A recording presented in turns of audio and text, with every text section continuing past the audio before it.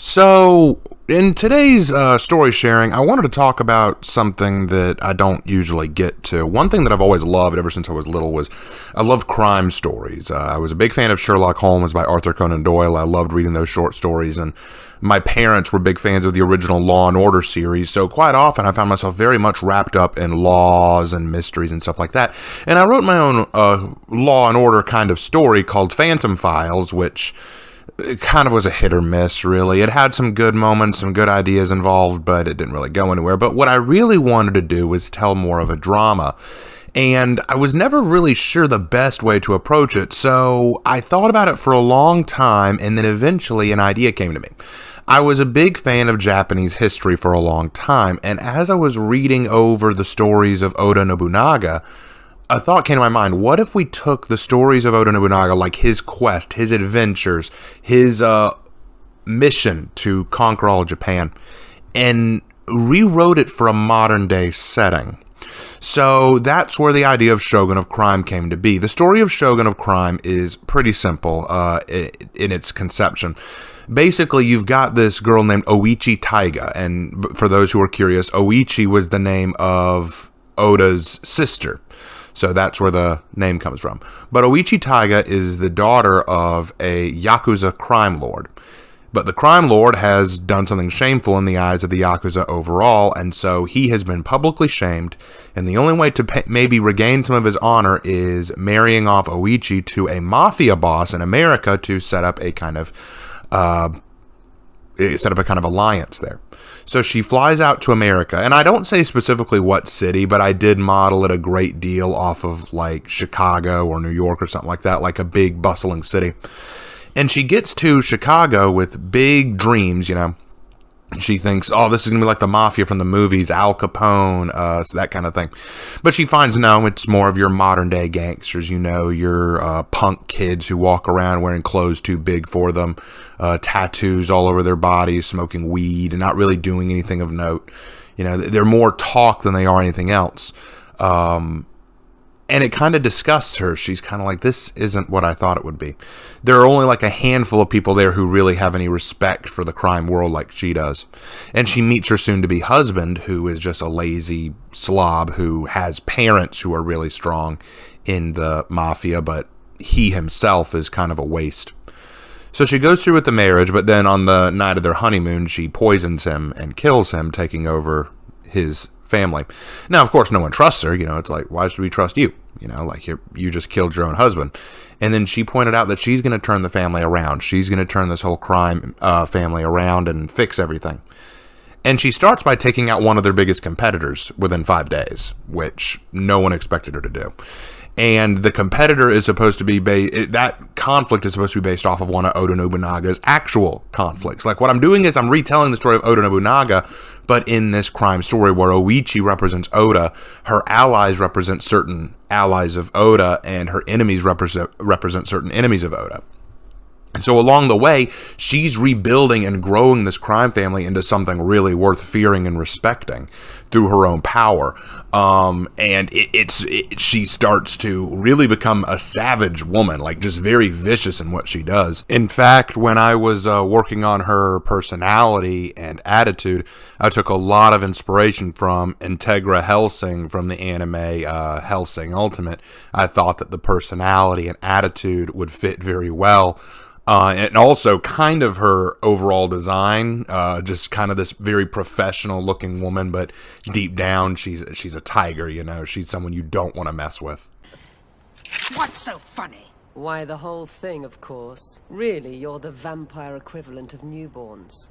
We, on the other hand, are the institution of your annihilation. Frogs parading in front of a viper. Of course it's funny. I'm not scared of you. I hope you can claim your Iron Cross from your corporal in hell. Shut up! Had a lot of fun writing out how she approached her problems, how she could use her. She didn't always have to use brute force, just ingenuity, that kind of thing, because that's very much what Oda did. He wasn't always the guy who used brute force. He used new ideas and new tactics. Like, he was one of the few daimyo who actually used guns and lines of gunmen to deal with the problem. So, but one of the other things that I thought about was, Oda Nobunaga had a very close ally. That was one of the reasons he did so well. He had two very close allies. He had, of course, Toyotomi Hideyoshi, but he also had Tokugawa Ieyasu. And I was thinking, how would I get Tokugawa in there? And I decided to. It's a little bit of a liberty, but I had some fun. Oichi, while out shopping one day, comes across this beat cop named Todd, and he helps her out in a situation where a guy tried to steal her purse, and of course the guy had no idea who she was. She wasn't flashing any "I'm a mafia boss, you should really stay away from me" signs, But Todd helps get her purse back, and she finds that he's really charming, really nice, really friendly. She kind of likes him, even though he's a cop and he could be dangerous to her. And even her own men who know that she likes this guy are like, why are you even giving this guy the time of day? He's a police officer. He's a cop. He could be a problem. And so, you know what? I'll deal with it. I'll deal with the problem. Sure, her argument is that she's going to use Todd to try and have an inside set of eyes and ears in the police force. She can use him. It's not that she really likes him. It's that she just wants to use him, but that's not what she really thinks. Deep down, she really likes him. And Todd is supposed to kind of be Tokugawa because they form this partnership, this friendship, this romance. But eventually, of course, Todd is going to figure out who she is, and Oichi has to prepare herself. How is she going to be able to handle it when Todd understands who she actually is, what she actually runs, that kind of thing? Because right now, Todd's just a beat cop.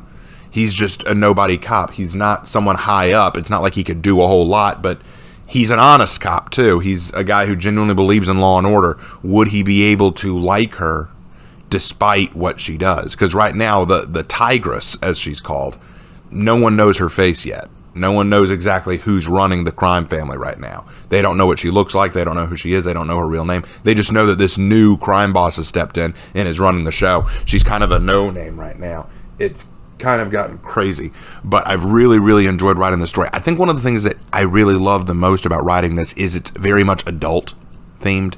I do throw a few cuss words in there. I do throw a few adult elements in there.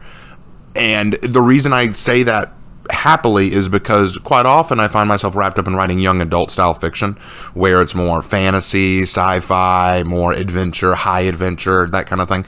In this one, it's very grounded, I like to think. But because it's more grounded, I've had to really stop myself. I'll leave the link in the description for you to read it yourself so that you can kind of see what it's all about and kind of read it for yourself. But I'll go ahead and warn you, what you read will not be the finished product. Because as I was writing it, I realized there's a lot of areas I don't like. There's a lot of things I want to fix. Like, for example, one of the big problems I had was Oichi's Japanese, right? Even though she may be fluent in English, she should not speak English super well. I always felt like she should probably struggle a little bit with certain turns of phrases or idioms and things like that. And so I didn't do that very well. In the story as I wrote it, she speaks English almost too well, and I didn't like that. I wanted to make it more believable. Also, there are a few moments where she handles her problems almost too easily, and I don't want to turn her into a Mary Sue, so I want to go back and rethink that. There are lots of things that I want to change about the story. So if you go and read it, feel free. I mean, definitely feel free to go read it. A lot of it's going to stay the same, but there's going to be a lot of it that I changed too. So I want to make this more of an adult crime drama.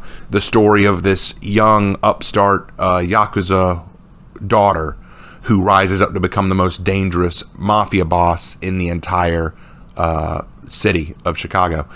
And for those of you who know Oda Nobunaga's story, and you know what happened to him at the end of his quest, at the end of his mission, you're probably wondering, okay, wait a minute, then how would this end? Because I know what happens to Nobunaga, like what's going to happen to Oichi. I can't tell you, but I can tell you that I have had a lot of fun plotting this out. Even Lark really, really likes the concept of the story. Now, one question, of course, some people might ask is like, okay, but why is Oda Nobunaga a girl? Like, why would we make it a girl?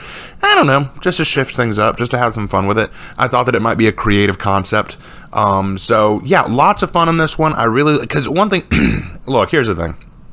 I don't condone crime, but I have a degree of respect for the old way of mafia, you know, like the old Al Capone kind of days, the Godfather kind of thing, you know, families of crime. There was a kind of a respect there, you know. It's one of those things where it's like, you know, I may not like the actions you take, but I respect how you carry yourself almost. Like, it's one thing to do bad, but it's another thing to be respectful while you do it. Like, I remember this one episode of a show I really like called Blue Bloods, right? And there was this one episode in the first season where this guy kills a cop. And this guy who killed the cop, his father used to be a mafia guy named Happy Jack. Happy Jack was well liked by the police during his mafia days because he knew where the line was crossed. And when a punk killed a cop in his day, he hunted down the punk and killed him himself. You know, like, there was a line that was not crossed. Yeah, the two went back. Of course, the cops and the mob, you know, they go back and forth. They have their little war, but there was a line that wasn't crossed. You don't cap the other side like that. You know, there's a respect for the uniform and a respect for, you know, the muscle, you know, that existed. And I always liked that. That's kind of something that I really want to see brought back in a certain degree in terms of storytelling. But he chased that case too hard. Good old days. Maybe not. But let me tell you something. Unlike today, everyone knew where the line was and what it cost when you crossed it. The respect shown to both sides. And I thought that Oichi would probably want that too, like, because she comes from Yakuza. She very much has high ideals, high opinions of what a crime family should look like, and seeing what it looks like right now with just a bunch of narcotic running, tattooed punks who just carry guns in their belts, who barely know how to shoot them without turning them sideways, you know, probably just thinks this isn't the way it should be. I want to fix it. And I thought that'd be a fun, creative story to do. I would really, really love to see that. So that is essentially the story of Oichi Taiga. I've had so much fun writing this. It's called Shogun of Crime. Again, the link will be in the description if you want to go read what I have. Again, it will change, but I wanted to share this one because it's probably the first really adult story I've tried writing, and it's not perfect. I want to change a few things, but if that's your kind of scene, give it a look. Check it out. I hope that you enjoy it. Otherwise, thank you guys for watching this episode of Story Sharing, and I will see you in my next video. Take care.